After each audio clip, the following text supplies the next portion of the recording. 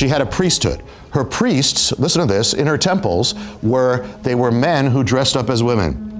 And they acted as women, dressed up. So what's going to happen if she comes back? What's going to happen is, as she possesses a culture, is that men will start dressing. We'll start seeing that in our culture, which we do. These are her ancient priesthood. Also, they were involved in same-sex sexuality. We see that explosion as well.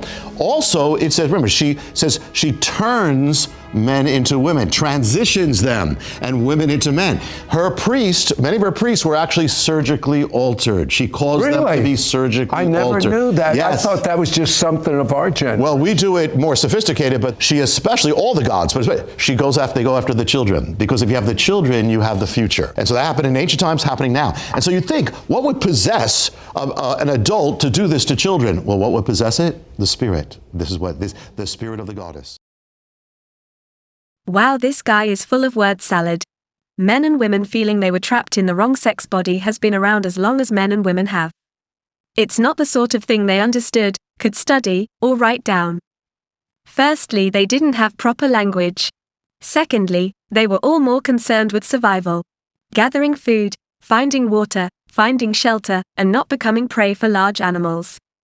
Thirdly, they didn't have a man-made religion to force them to feel like their natural feelings were something to be ashamed of. Throughout history, people in hot countries, especially the poorer of the community, have traditionally worn long flowing open-ended garments similar to a dress.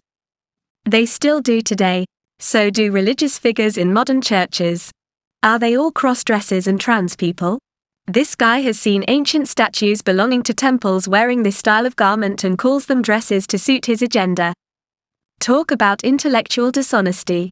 Same-sex relationships have always existed since the beginning of the natural world.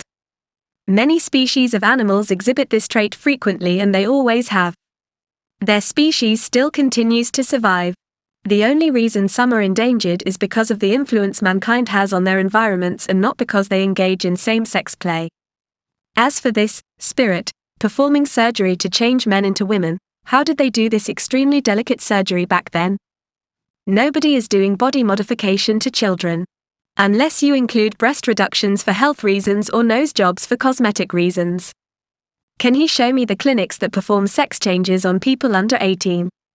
He can't, because he simply lied. He knows that all the people of faith in his audience will believe him on faith alone. So embarrassing for them and the wider Christian religion. I guess it's okay to lie if you're lying for Jesus, right?